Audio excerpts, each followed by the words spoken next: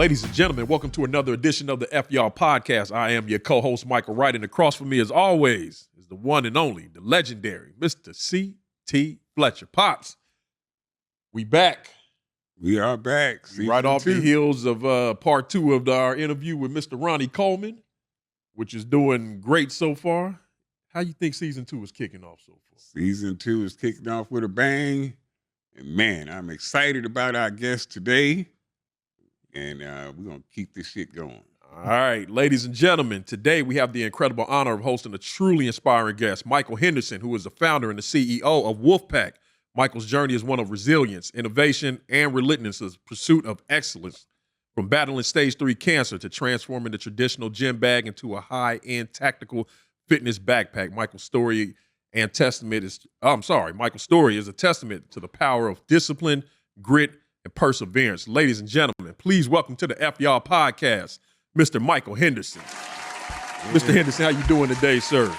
Doing well. I appreciate you both having me here today, and excited to see what we can get into. We got a lot to talk about and some big news towards the end of the episode, but we always want to start our guests off with we just want to know more about your background, your history, where you come from, what was your childhood like. So tell us more about Michael Henderson and where you grew up at and where'd you get your start from? Did your dad beat your ass when you was little? What the hell? That's what I want to know. Twist that, I wish I had a fucking dad that beat my ass. Because, I grew up without a dad. Oh, okay. So I grew up, I say, in a deficit where most people had a family. I grew up birthed in Ohio with my mom at the time for just a few years. Then I bounced around from from family members to aunts to uncles to my grandma. Sad story. My mom was not the best mom. She was, she probably still is incarcerated, and just deep into drugs. And so I was around an environment that just was not, the right environment for a child, for a teenager, and I chose to not let the environment change me. I always steered clear from that stuff and just, went out and did things that kids did, Mm-hmm. So, from there, I grew up and landed with my aunt and, stayed with her for some time and, struggled in school, was not a good person in school when it comes to like studying and classroom time. Again, the environment starts to, adapt and starts to change you. But, I was trying to find my way. So I think at the time after school, there was a bunch of us just hanging out, and we was like, what are we going to do? We don't have money for college. We don't know how to get a good job. So we all decided to just one day just join the military. Yeah. And there was like 8 of us that decided to go to the Navy. And the recruiter, he was really good. He was like, hey, I'm going to get you all to go to the same place, and you're going to be good. You guys are going to hang together. I already know that was bullshit. I already know that bullshit. was bullshit. So when we signed up, 3 of us went down to Orlando. 3 of us went down to San Diego, and the other group, which the group I was in, went to the Great Lakes. Yeah. And during the months of January, February, March, not the best months to be outside in boot camp in the windy city of Chicago. Yeah. So that little system kind of broke apart. But that was the kickoff to like life kicking me in the ass. From an early start to growing into a man. Well, Michael, let me ask you this. I thought you were talking to me. My bad. No. This childhood. Okay, you had a very rough childhood. Do you think that, because I did, our stories are more similar than but I went to the military, and the military was an escape from my childhood. Right. I could not wait to be old enough to join the military so I could get away from home. But when I was in boot camp, there's a lot of guys crying and whining and shit and wanting to go back home. I was like, compared to where I came from, this ain't shit. Right. And I want to know, did you have that similar experience when you made it to boot camp? Was it Boot camp was great. I loved it. Yeah. And, I thrived on it, and I was excited for it. I started to find my place and Mm-hmm. my home.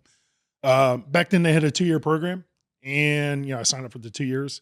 I got to say, toward the halfway point of my duration, my uncle that I grew up with, which became a father figure to me, Mm-hmm. got diagnosed with cancer, Oh man. and he was passing. Uh, that didn't process well with me very, very, very much, and I wanted to spend more time with him. Yeah. So I was back and forth a lot, and it was, then I found my way wanting to get back home just so I can spend time with him, Yeah. and that was the first death that I was had to experience, and I had to process that, Mhm. and that started to just mess with my thoughts in my head and what was going on in my life too. So this uncle, mom or dad's brother. This was, so my aunt was a blood aunt, and then she Mhm. married. Oh, okay, which was okay, my right, right, by marriage, okay. And he was the father figure. Was Right. a good father figure. Right. He brought structure. He brought discipline. He brought stuff that I was missing as a Mhm. child. Mhm. And I think of that today because I got a family today. I got the $2 and I got a son.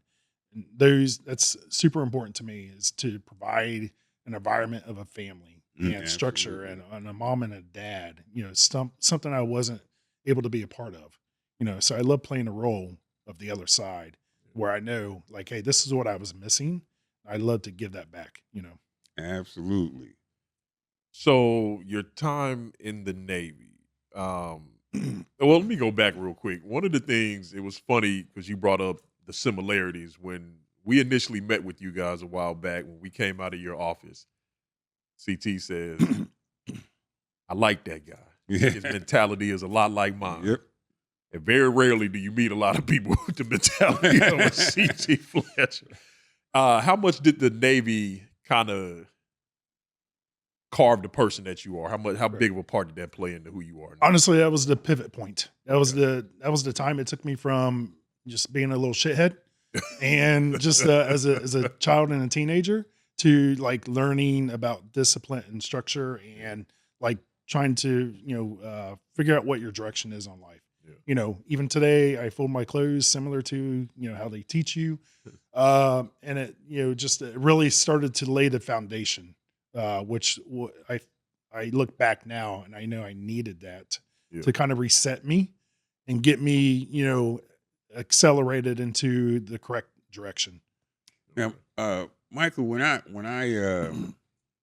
went in, I get sometimes I get to go to bases and talk to the soldiers, and it's one of my favorite things to do. Um, I enlisted in 1976, and I almost did not recognize the Army today. First thing they told me when I get there is, "Hey, CT, gotta watch your language." I said, "What? Wait a minute. This is why I learned, quite a bit of my cussing vocabulary was learned right here in the Army. And you telling me that I can't cuss?" I said, "What the hell?" And, it was totally different than the military that I joined. Right. Uh, is that the same way? Have you noticed today's Army, today's Navy? It's a lot different.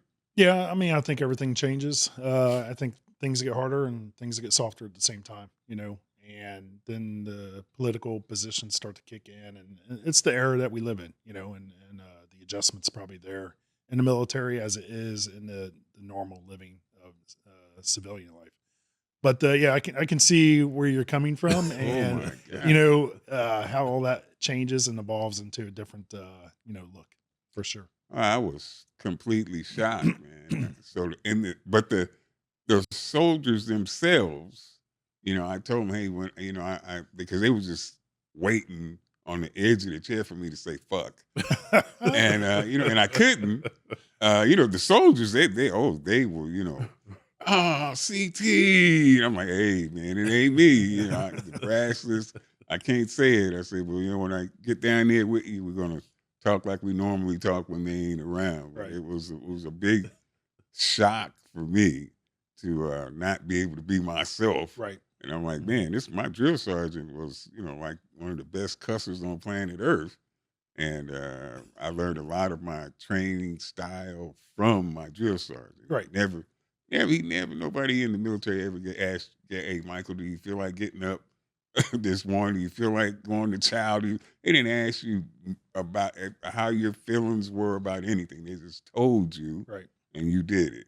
And that's my training style. Hey, Right. It hardens you. absolutely, Mhm. absolutely. But I think for the better. I think it's for the better. It is. Yeah, I cherish my time. Proud veteran. I believe you are too. Right. And, you know, I see that in today's world too, just where, you know, we talk about a lot at work. It's just like, you know, the younger generation coming up is just softer. Oh my goodness. And they didn't get the ass kickings that we got Yeah. when we were, you know, a kid, whether it's mentally or physically. It's just like, you know, and it, like I said, it toughens your skin. It makes you a harder person.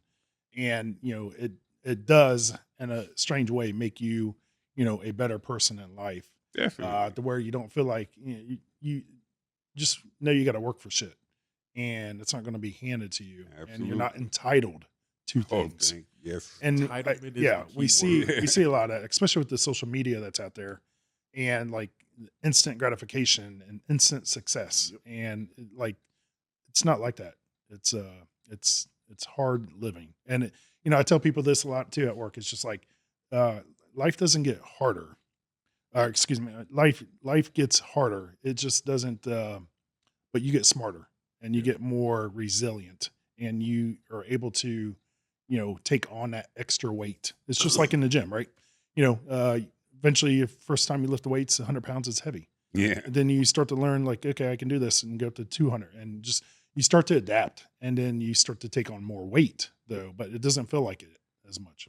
Absolutely. The body will adapt. So coming out of the Navy, did you have a plan when you came out of the Navy? What was your goals coming out of there? There was no goals. There was no piece of paper, anything written down. I think that's when I started my journey in the automotive field. You know, I got out of the military. I needed income. I needed to find a place to uh, create some type of career. A buddy of mine took me to a friend's location that was in the automotive industry. He had a small shop, Sure. and you know, knocked on the door, asked if I could wash cars. And he's like, "Can't wash cars, but you can sweep my shop." So I said, "Okay, well, you know, I'll start there," and that's what I did. I started sweeping the shop of an automotive collision center, worked my way up to wash a car, and you know, and grew into positions that you know, into a parts manager, into an estimator, and into a store manager at the age of 21. I was running the location, and then I stayed in that field for the 26 years that I was in, and just put my head down and worked, and just became a you know, master at my craft in a sense, and grew in a position after 25 years, to where the outcome was, you know, I was a partner of you know, 10 locations here in California, Oh, and was and ran operations at the same time, you know. So and it was very beneficial to me, and the income, honestly, it was just dumb fucking money. It was more money than I can spend in a month. oh And my you know, goodness. for I wish I had that me problem. me to start from sweeping floors. Yeah. And again, it wasn't handed to me. I had to work my ass off to get there. And I'm talking, you know, it was, you know, 6 days a week, long drives, just endless hours, in 25 years, you know. I think that's the Man. thing. A lot, especially today's generation, is missing that part of the grind of it. It's like everybody, like you said, wants that instant gratification, but Right. I don't think a lot of kids nowadays could fathom coming into a job and say, well, you're going to sweep floors for a while. I mean, you Mhm. might move up to washing cars. That part would totally, I think, have some of these younger kids running Yeah. to the hills. Right. And that's a scary thought. And they want it so fast. Yeah. Oh yeah. It's like, absolutely. 25 years it's a long fucking time. Yeah. It is.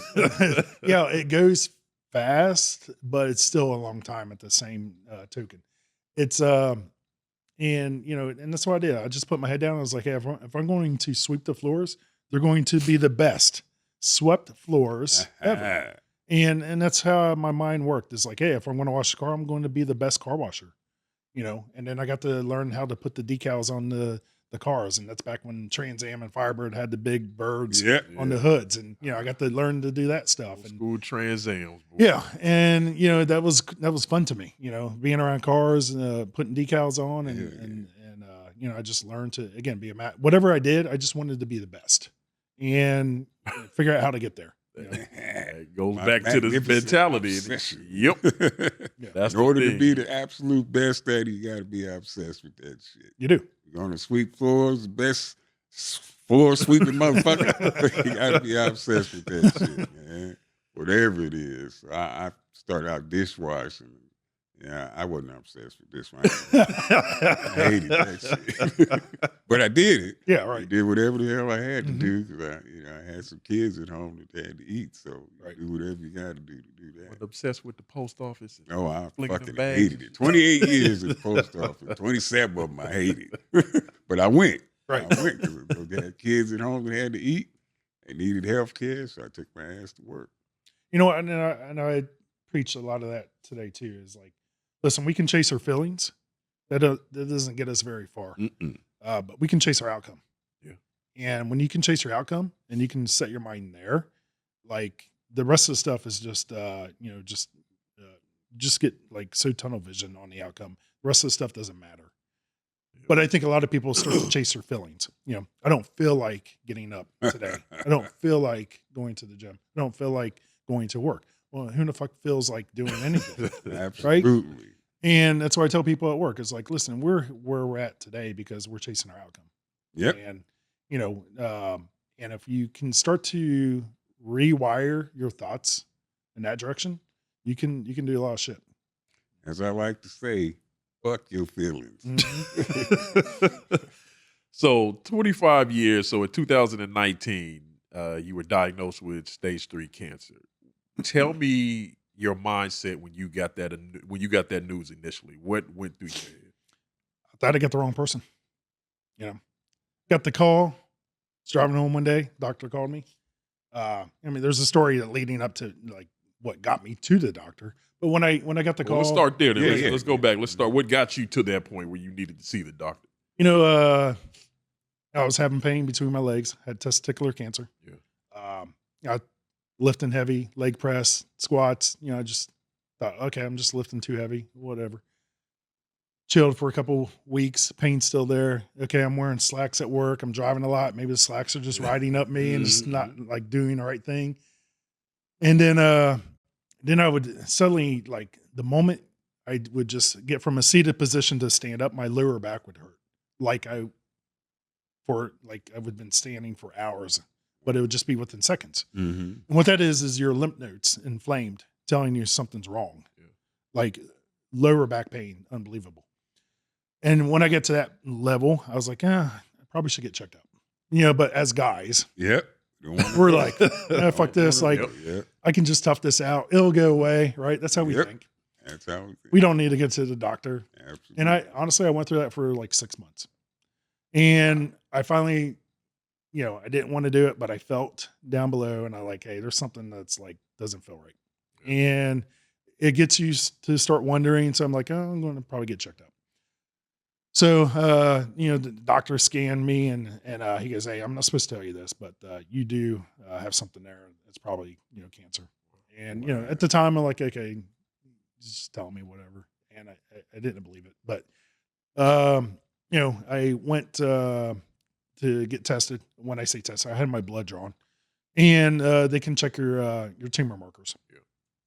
So the doctor called me back and that's the moment up to the call. He goes, Michael, we checked your tumor markers. All signs lead to you have cancer. And you just process that call.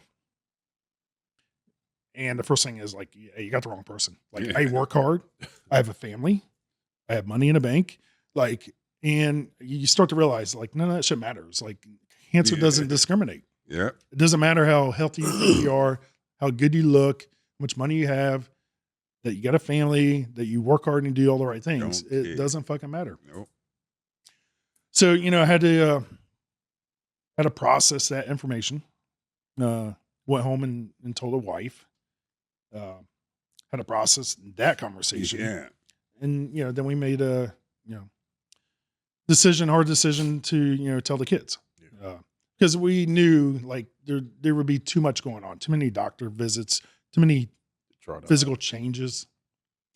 So, you know, and we're very, very transparent family. You know, we share everything. Yeah. So, you know, we shared the intro of what my new journey was going to be. But you know, so the first week was the hardest week. First week was you go through all the steps, you know, the denial, the sadness, the anger, you know, then you finally find acceptance, you know, and I went through all those stages. And when I was going through the stages, you know, I would go to the gym and pull up to the gym and not even go into the gym. I would just sit there and process, you know, because again, you're just trying to get grounded again. Yeah. And your life has just been fucking flipped upside down. 360. Yeah. Because and it's not that I was in pain. Mm-hmm. It's just you're in the unknown. Yeah. You're just like, you got your number called. You don't know if it's today, if it's next week, if it's next month. And so you're processing that. And the biggest thing was, especially because, you know, having kids, is not knowing if you're going to be here Yep. for moments that you should be here as a father. Absolutely. So let me go back a second. That moment when you had to explain that to your children, and I'm saying that from a man who has 4 daughters, who had my own health issues that I had to explain to them. What was that process like, having to sit your children down and tell them? Yeah, I think it was probably easier for them than it was for us, you know, because they were younger. You know, back then, you know, 12 and 14 years old. You know, I'm sure they were processing it. I'm sure they knew but didn't know, you know, and but it was a hard decision, you know. But again, we're just very transparent with us as you know, parents, and we just wanted to share like what was about to happen. I know my girls, when I had my heart issues, like they didn't really seem at the moment that concerned. And I remember having a conversation with them later. And my oldest daughter, she was like, "We just knew you were going to be okay. Like you're Superman. Like nothing can stop you. Like we knew you were going to be okay." And I remember sitting back thinking, "Wow, like my kids still think I'm this superhero that nothing can affect me." But I was so scared at the time, you know, to go to the hospital and for a doctor to say, you know, "Hey, it's a possibility you may not go home." And I'm freaking out, but the thing that really kept me calm is that my kids didn't freak out too much. Because had they freaked out about it, I think it probably would have threw me over the edge at that particular moment. That's why I was interested to know how your kids took it. But You know, and probably internally they were probably freaking out too. yeah, But they, like you, shield it, which empowers you to shield you, and it just starts to create a different outcome. Yeah. You know, and that was the thing too. Is just like, you know, we had our conversation. You know, a lot of emotions, a lot of tears. You know, but eventually it's just like, you know, in the beginning too, like I felt like I was fucking invincible. Yeah. And because you just start to carry that mindset, like nothing can fucking stop me. Yeah. Put anything in front of me. And you carry that. And honestly, I still carried it through the treatment. Mm-hmm.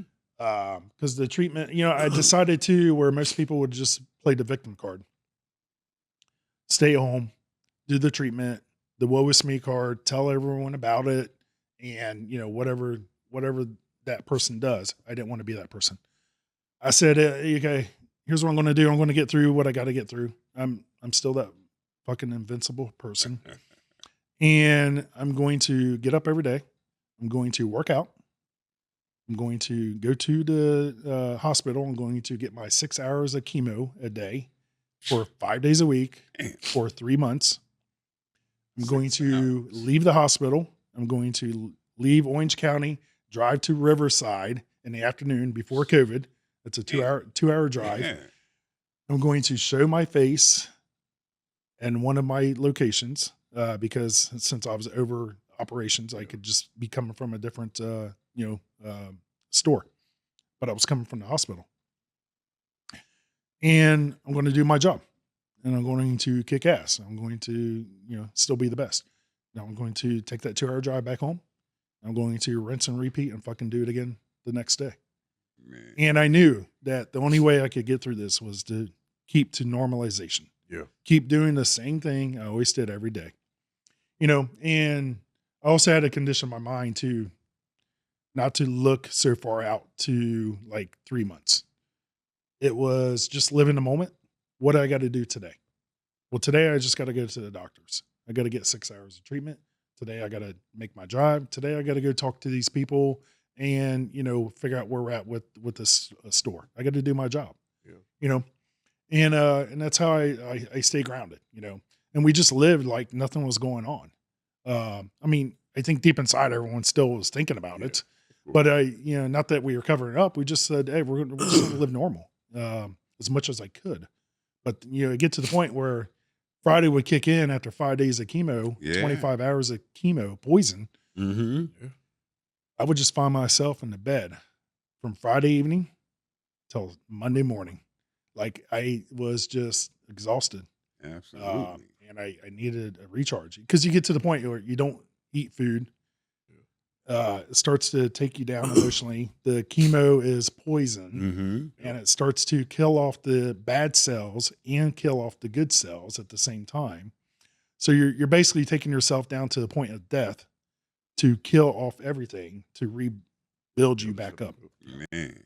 Okay, so you get the diagnosis, you're living through it, you're making your way, you're living every day like it's normal.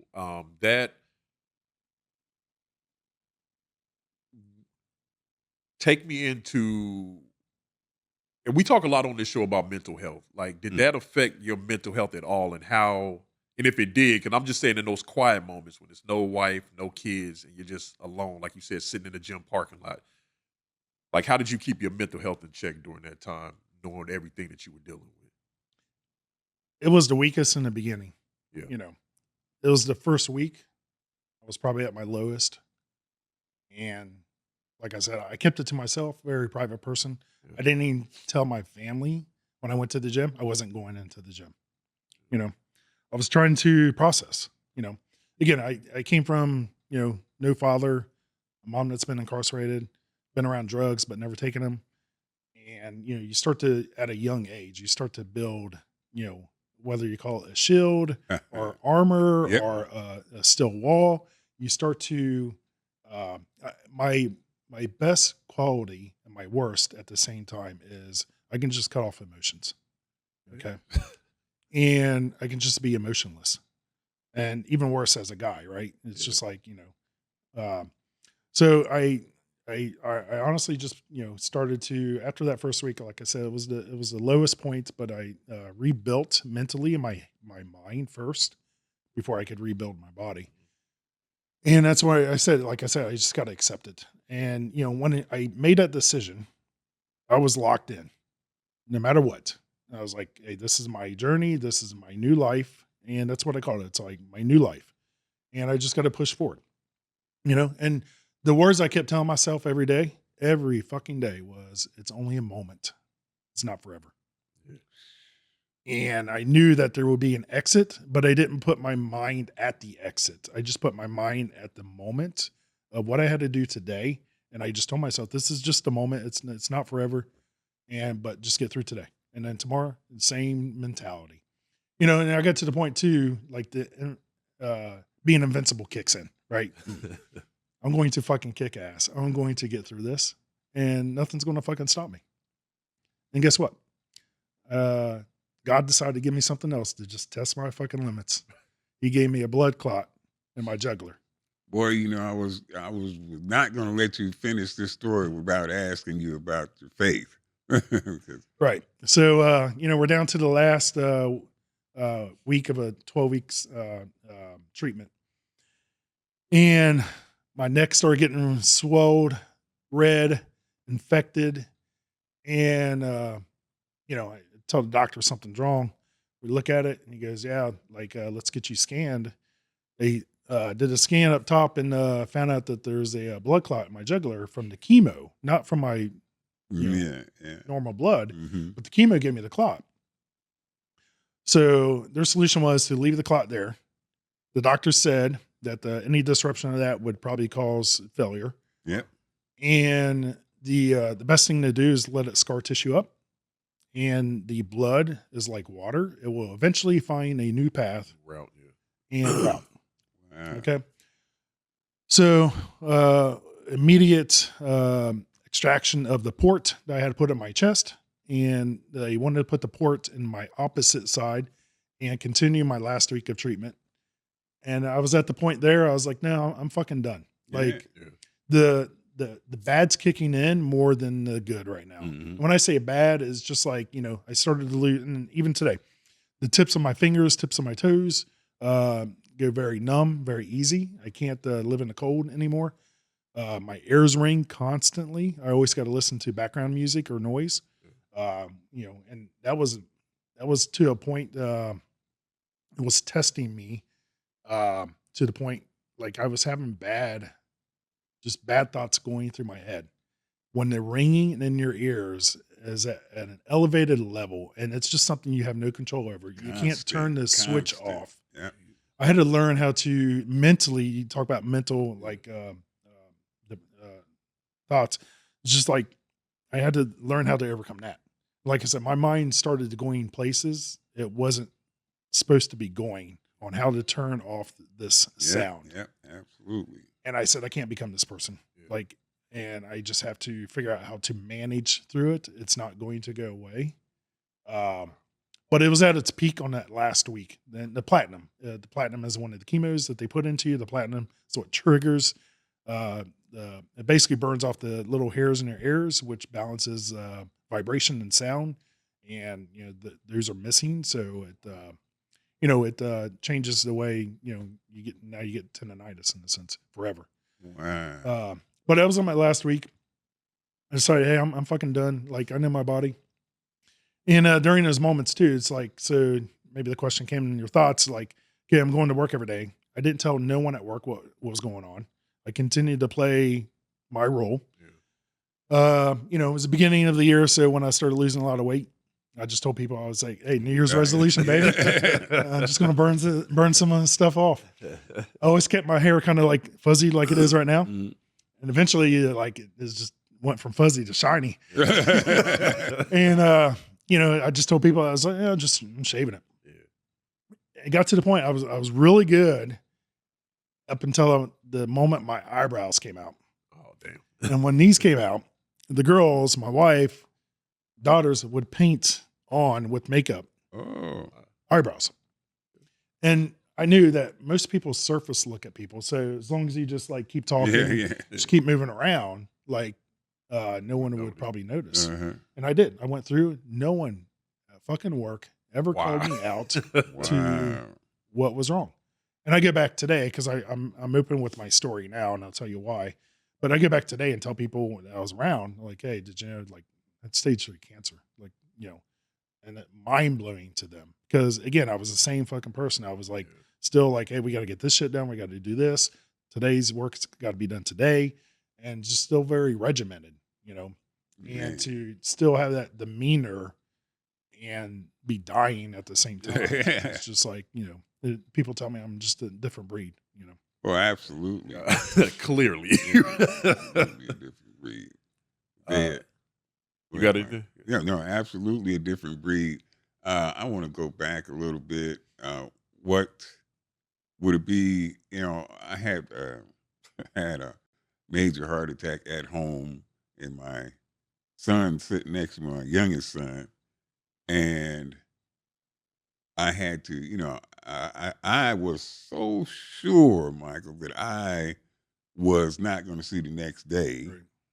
That I had to. I apologized to my son because I said, I wanted to. He was, I wanted to see him graduate, and I wanted to see, him have kids Right. and all that stuff. And I apologize I wasn't gonna be around to see that. But but Daddy loves you. Daddy loves you. And it was the roughest part, like you were saying, um, the thought, of not being around to see your kids grow up. Woo-hoo, Right. that's a tough one for a dad, man.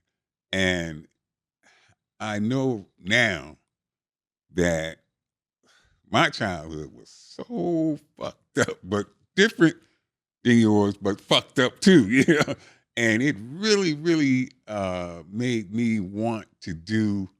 My dad taught me absolutely how to not bring up your kids. He gave me the perfect example of how not to bring up your kids. So, um, your child, I know now you're a fantastic father. I know you're a fantastic, and it's really family is really important to you, as it is me. I'm going to shift now. You're going to your business. You're not in the automotive business now. You're a hell of a business. I'm going to ask you about that because I'm a terrible businessman. But I noticed that your family, it's a family business. Right. And I try to make my little business a family business. And it's kind of rough sometimes. Michael, how do you have a successful family business? I'm not. I'm going to surprise you. I'm going to tell you, it was rough for me too. And Emma's probably listening. She's probably fucking laughing right now. Thank God. She is. I heard her. So let me back up for a minute, though. We'll get to that question if that's okay. Yeah. So as I'm going through my treatment, I get through the other side, by the way. Yeah. Of course, I'm vertical. And that's what I tell people is, when you think you're having a bad day, you're probably not. At the end of the day, you're vertical. Yep. Unless you have heart surgery, unless you get chemo, unless your fucking arm gets chopped off, you're not having a bad day. No. Okay.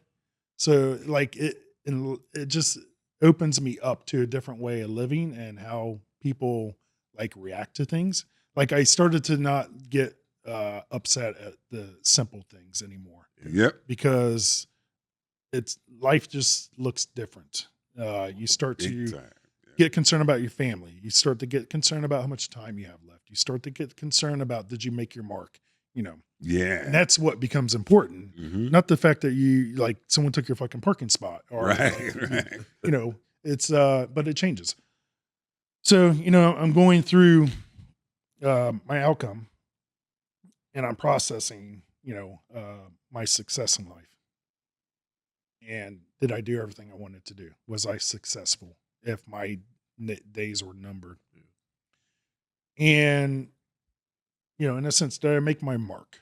And I was asking that question to myself, and I was doing it for almost a whole year of 2019. And I said, I don't have an answer to this question. I don't have a good answer. I don't have an answer that fulfills me. I was very successful in the automotive business, but guess what? When I'm gone, they're just going to fill the spot. Someone else is going to jump in and I won't even be thought of. And I wasn't processing that well. And I knew that if I wasn't here, my family would remember me. But again, it would just be a memory. So I need something bigger than a memory. I need to make my mark. I need to do something bigger than me. And the only thing that kept coming to my mind during the chemo months, after the chemo months, was what can be bigger than me? So, a brand Yep. can be bigger than me. And a brand can outlive me. Absolutely. And a brand could be something that I can, hand over to my girls and continue the legacy in a sense. So, that was processing for months. I came home one day and I call it the couch story. So I said, hey, I want everyone to sit down. I want to tell you what's on my mind today. And I said, don't laugh at me, but I want to start a brand. And they go, well, tell me more. So they're all involved. And, I said, I got this wolf in my thoughts. I had this wolf mentality going through chemo, getting the blood clot, going to work every day, fucking lifting weights every day, and nothing could stop me. Like, and I wanted to be this wolf type figure. And I didn't even know what the product was going to be at the time. I just knew I wanted the word wolf in my brand name, and I wanted to make a brand. So we're all like for 2 or 3 hours up till about 11 o'clock at night talking about this brand thing. Everyone goes to bed. I'm still fucking excited. I'm writing down notes. Now I'm writing down goals on paper. And, I was like, fuck, I'm serious. I'm all in on this. You get up the next day. Guess what? It's the same thing to them. It's their next day. Mm-hmm. And it's no longer about the brand thing anymore. Okay. I'm like, damn, I thought we had a story last night. So I thought everyone's going to wake up all fucking excited. Yeah, like you. Daughters go to school, wife does her thing, and it's just like, okay. So going back to what you said, I said, days after, I was like, hey, I was really serious about this thing. And I need some help. And so, the first thing that I needed to do was, so we came up with the name that night. It was like Wolfpack. Mm-hmm. And I thought that was really cool because I had that wolf mentality that I was carried through going through what I went through. My pack was my family, my circle, and everyone could relate to that. Whether it's your brothers in iron, or your family members, your coworkers. And I was like, hey, that's going to be a really cool name. It's going to be meaningful, and then at the time I just needed a product. So, the days after I was like, talked to my youngest. I was like, hey, baby girl, her name's Ellie. I was like, Ellie, I need you to make me a logo. I have this like wolf picture that I want to do. And, I just need you to outline it. And she's very into art and all that. And, had some computer programs. Okay, Dad, that's cool. But like, I got schoolwork. I was like, okay, get to my wife. Like, hey, like her Instagram's like the thing. Like, I'm not a social person. But I think we need to do a post or something. Like, can you work on that for me? Okay. And, so plant the seed. Next day, Ellie, baby girl, did you get that logo done I asked about? No, Dad, I told you I have school. Third day, ask the same question, get the same fucking answer. Right? Saturday morning, I said, I fucking got her.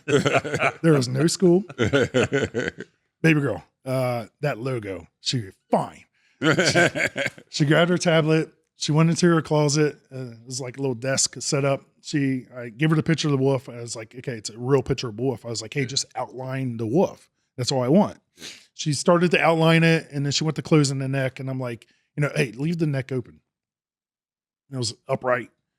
And then I was like, okay, hey, can you turn it just a little bit this way? She turned it, and I was like, that's it right there. I was like, don't do anything else. It literally took her like 2 minutes to make the outline, the logo right there. That's it. And it was probably weeks later, being in the automotive business, like around logos and emblems and around cars, like every logo of a car has a circle around it. Mm-hmm. So I was like, it's missing something. And I was like, hey, let's put a circle around the wolf and it will just finish it off really nice. And it looked like a car emblem in a sense. And when we did that, it's like, it does two things. It creates the circle, but a lot of people don't see it until I say it, but it also looks like the wolf howling at the moon. At the moon. Yeah. Right. That's what I honestly, that's what I thought it was. At the moon. Right. So it's 50-50. Some people see it, some people don't. But it took her a couple minutes that day. And today, as you can see on the screen, it's got an R beside it. So what that R means to me, something proud. Yep. Is, we used to put TM on it, trademark, and just saying that we're using the mark in the field. Today it's registered by the trademark office. Yep. And we got that registration completed last year. And I got the paperwork, gave her the paperwork, Proud moment. That's your shit. That is your shit. That's absolutely a problem. I can tell how. Yes, that is your shit. People don't understand if you don't have children, those moments where our kids do something that just Sure, Mark. Yeah, it's just you're so proud of them. It's just hard to hold that emotion back. So trust me, I totally understand where you're coming from. Do you have anything before I go? That's the Mark that he was talking about leaving. I Iron Addicts Brands, same fucking thing. Same. I said I want that's fuck me. I'm gonna be gone, man. But I want to leave something behind. Yeah. I want to leave my mark. So, Michael, that hit home for me, man, big time. I understand that. Yeah, So- it's interesting when we initially met with you a couple months ago. We came out and I told you what he said, and he was like, son, this is what I want Iron Addicts to be, just to walk around Oh your man, facility and to see, you got your wife there, you got your daughters working. He was like, son, this is what I want Yeah, Iron Addicts to be, this family oriented business. yeah, man. You my fucking hero, man. So there's still more work to do. Yeah, I'm like this. So we're going through this first couple weeks of like, I wanted to do this brand thing. So I talked to my wife. I'm like, hey, can you make me that Instagram post? Okay. So I get back from work. How's that Instagram post going? Like, it's hard, baby. I'm like, what do you mean? And she's like, well, I learned that you got to like use Adobe Illustrator to like make like, art and stuff. She goes, I pulled it down. And I'm like, okay, so how hard is it? She goes, it's hard. I'm like, okay. And so the next day I'm like, how about that Instagram post? And she goes, I'm working through it. It was about 6-8 months later. We get through it. We're working now, but like 6 months later, she tells me, she goes, Michael, she goes, when you asked me for that post, she goes, I pulled down Adobe Illustrator. I learned that like this is the program to use. This is top notch. People go to school to use this program. And she goes, I cried for 4 days, Man, trying to learn this program. Google, YouTube, whatever it took. She goes, because I knew your level of expectation yeah, and not to let you down. And it it saddened me to learn that like she like Went had through that, to right. experience Mhm, that for that week. But we got through that challenge, and I had one more challenge. wow, I had Emma. She inspiring to be a model at the age of 15 in California. Dream as a young lady. It's like, I got this. We're going to start a brand, and I'm going to ask her to model for Wolfpack. And we got the product, we got things going. I was like, baby girl, can you help me with the Instagram post? Can you be in front of the camera, and can you help me with some pictures? And she fucking fought me for weeks. I had to go get her mom. It's like, whatever you got to fucking do, like, we need pictures. Like, put her in front of the fucking camera. This face is not going to sell backpacks. Okay? But she can. Yeah. So that was a struggle. So going back to your question, sorry for the long answer, Oh no, man. but it wasn't easy. Yeah, absolutely, absolutely.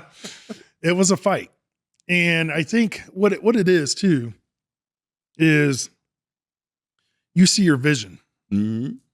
but it's hard for other people to see what's in your head. Yep. That's right. Right. And that's why I call it the couch story today, is because it's the couch that we're on. And I'm trying to express what I see that is my reality. That's something I can't touch yet. And you got to start to get the buy-in. And when they start to see the traction, when they start to see this come to fruition, when they start to see like, hey, this is happening, like they start to pique their interest. Like, hey, like he was fucking serious. Like, Yeah. you're starting to see like action behind his words. Mm-hmm. And with the action, I'm starting to see results, So I think that's what it is. And I tell that story today to our staff at work. We had a staff of about 14 people in the corporate, and we had at the time up to about 25 people in a warehouse packing orders during Christmas. So we have a staff meeting every Monday. We have a couch in the lobby, as you've seen. Mm-hmm. And we sit down there for the staff meeting. I said, this is the new couch story. This is my new family. This is blood or non-blood. This is the team. And I got another new vision in my head, which is I want to be a household name.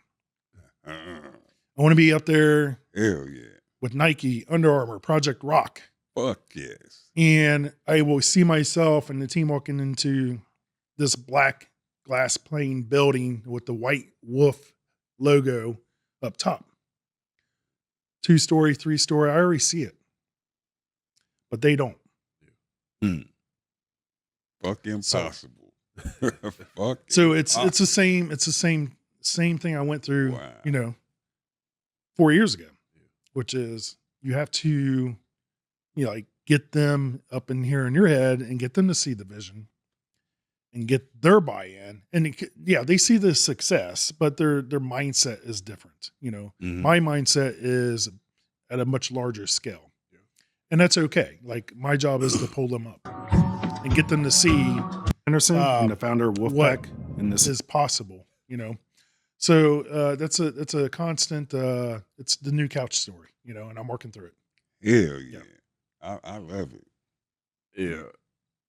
So we're kind of jumping ahead here because we're running long time, but in 4 years, you have taken the Wolfpack into what you just said, a household name. You have recently partnered with the UFC. You have done some stuff with Marvel, DC. I saw the man. Batman bag that just came out. Joker. When you're trying to explain your vision to people, did you see this part of it? Did you see all of this, everything that's going on in the last 4 years? Was this all a part of your initial vision? You don't see the details, but you feel the big picture. Yeah. And I've always had a feeling too when I was a young child, growing up in Ohio. Something in California just magnetized me to like something big is in California, and at the time I didn't even know how to get there, but I always carried that inside of me, and I didn't know what big was. I just knew like, hey, something big in California. I'm a believer in like laws of attraction. I'm a believer in high frequency thinking, and I'm a believer in just positive thoughts, and you start to just adapt to what you're chasing in your head. And I may not have known the little details, but I knew, like, again, sweeping the floors. If I'm going to sweep the floors, I'm going to be the best motherfucking sweeper out there. And if I'm going to start a brand, I'm the same person. Absolutely. I'm just a little bit older, a little bit smarter. And if I'm going to start a brand, I'm going to start the best fucking brand, the fastest growing, the most exciting. And I truly believe that's what we are today, as I define Wolfpack. We are the fastest growing. Absolutely. We are one of the most exciting brands. And we're not fucking done. Hell no. Not by a long shot. I'm on your course. I'm on your guys' email list. I got an email the other day that said, right now you guys are sitting at 23,000 5-star reviews for Wolfpack. When you hear something like that, 23,000 5-star reviews, how does that make you feel knowing you started this thing from the ground up just 4 years ago? It's fulfilling. It's satisfying. It is. You start to soak all that in, but also don't want to get complacent, and it does make you happy. Yes. But you also got to continue to like still condition yourself not to be so satisfied. You should just stop.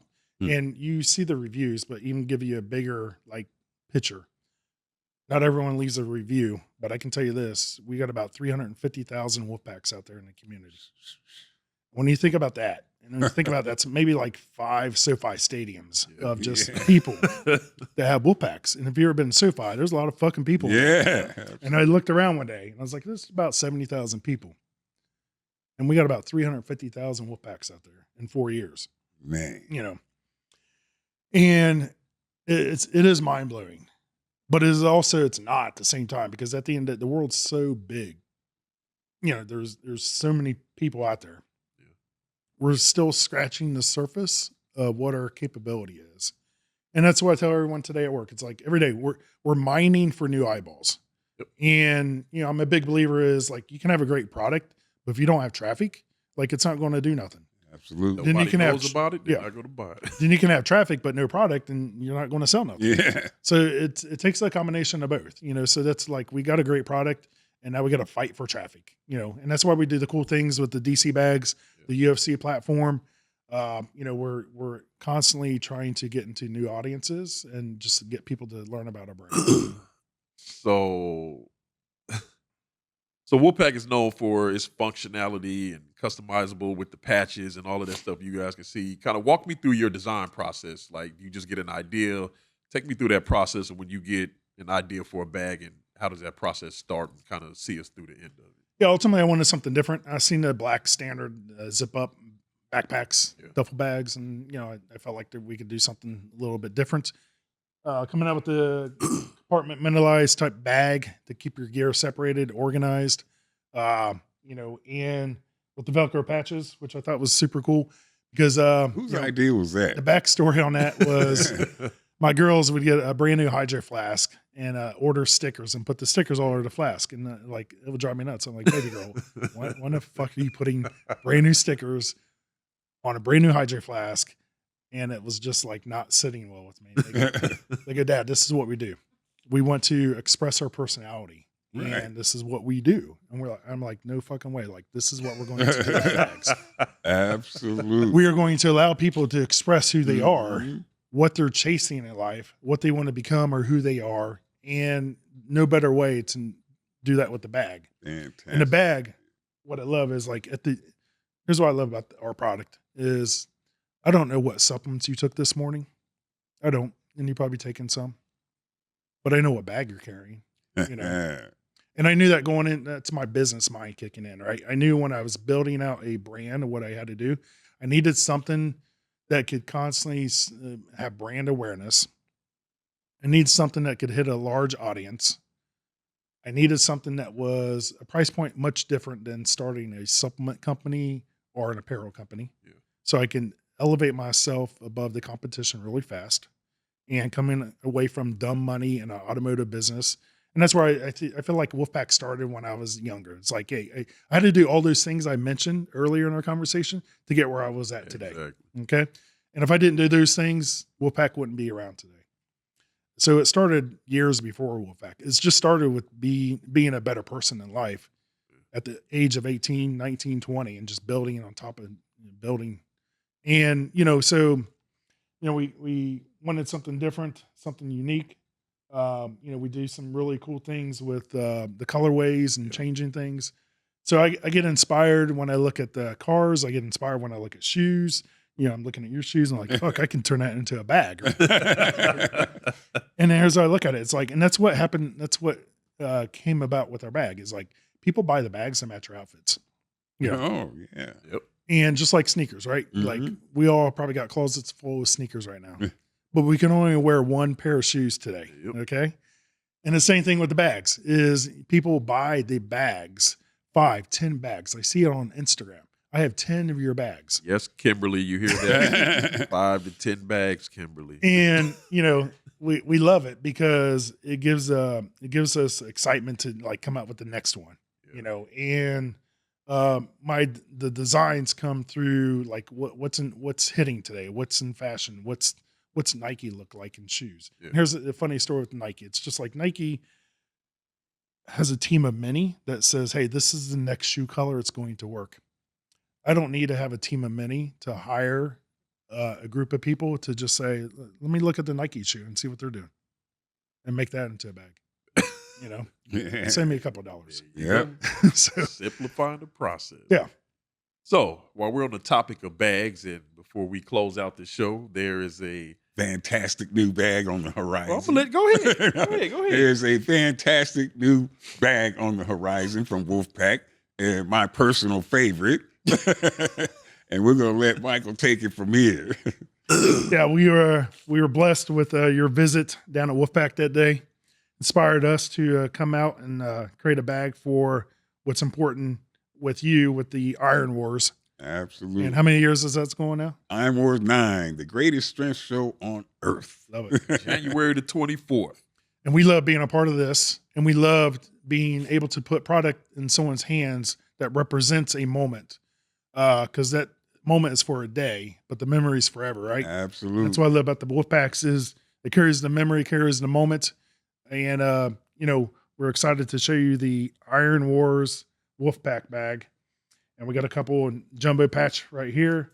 You got the patch up top of your logo. That's why I'm MFS. And we got the shoulder strap patch right there with the Iron Addicts. Man. All right, got And some of the patches there too. some add-ons. I'll hand them off to you. But some favorite sayings you like to say? One of my favorite sayings is, I'm a weightlifter. I pick shit up and I put shit down. I love it. We got this one right here for you. Oh, man. So these is for your competitors who are, you're going to competition and you want to send a message to your competitors there. Which one of you motherfuckers is coming in second? Another one of my favorite sayings.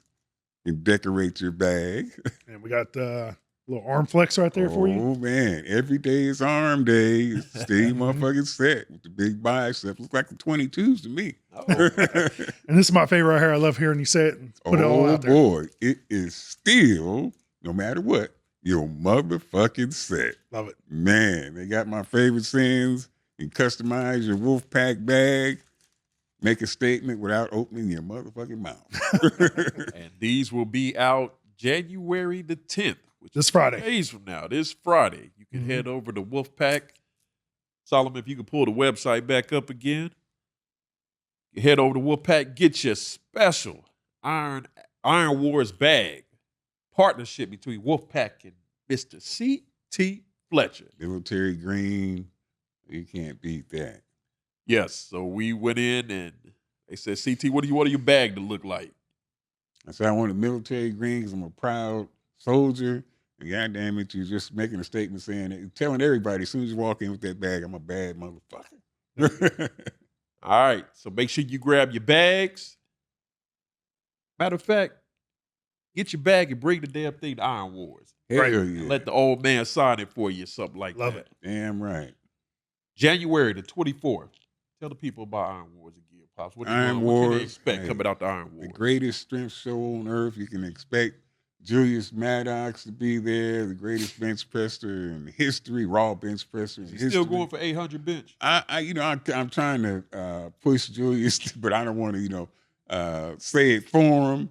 But he says he keeps telling me if I'm ready, Pops, I'll do it. I would love to see Julius do the 800 at Iron Wars. We got some of the best deadlifters on the planet. It's going to be there. It's going to be one spectacular show as always, and I'll be there yelling and cheering and shit. So come shake my hand. All right, Michael, before we get out of here, what are the things you said at our initial meeting? Remember you and CT were talking and you said, I'm looking up and I can't believe CT Fletcher is sitting in my office. Can you explain to me the impact that this man had on your life? Right. Not a big social media person, but, he's made a big enough impression and a big enough impact in the industry. You learn his name, right? And I knew who he was. I watched his videos. I seen those fucking arms, and it starts to inspire you, and it just starts to like, wow, you want to start to become a version of this man right here, and that's the piece I picked up is just like, the inspiring, the motivational speeches before the sets, just uplifts you and starts to just like almost dehumanizes you to become this fucking beast, this monster, and just like take you out of your comfort zone and see how far you can push yourself. So I used his videos for internal motivation to drive me, whether it's in the gym, in the office, and just again, it gets you pumped up and keeps you going forward. And then, like going back to your moment, what you said, it was another surreal moment of just like you're talking about the reviews, just we're talking about the bags of CT motherfucker Fletcher is in my office. Like, wow. Well, you know what? Once I got to your office, You inspired the shit out of me, man. So it's full circle, big time. You come in here today to the podcast, your tight sleeves and shit, inspiring me to get back in the gym. I'm covering up. You embarrassing me, man. You look damn good, and so we reverse roles now, and you're my inspiration in business and life, man. You inspired the hell out of me. So we are super excited about this partnership with Wolfpack and Iron Addicts Brands. Like I said, Iron Wars 9, January the 24th, Iron Addicts Gym right here in Long Beach, California. Make sure you guys come out. Don't miss the show. We'll also be at the LA Fit Expo on January the 25th and the 26th. Come out and see the old man. The F Y'all podcast will be in the house. We'll be representing there. So make sure it's going to be a full weekend of amazing stuff. Iron Wars, LA Fit Expo. Like I said, go to Wolfpack, get your bag. Bring your bag out to Iron Wars and bring it out to the LA Fit Expo. We will see you guys there. Pops, any closing words before we get the hell out of here? As always, fuck y'all. Love it.